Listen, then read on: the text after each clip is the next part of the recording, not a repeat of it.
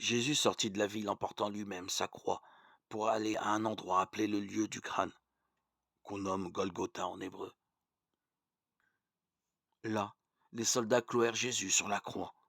En même temps, ils mirent aussi des autres hommes sur la croix, deux autres hommes, de chaque côté de Jésus qui se trouvait au milieu. Pilate ordonna aussi de faire un écriteau et de le mettre sur la croix. Il portait cette inscription: Jésus de Nazareth, le roi des Juifs. Beaucoup de Juifs lurent cet écriteau, car l'endroit où l'on avait mis Jésus en croix était près de la ville, et l'inscription était en hébreu, en latin et en grec. Alors les chefs des prêtres juifs dirent à Pilate: Tu ne dois pas laisser cette inscription, le roi des Juifs, mais tu dois mettre cet homme a dit, je suis le roi des Juifs.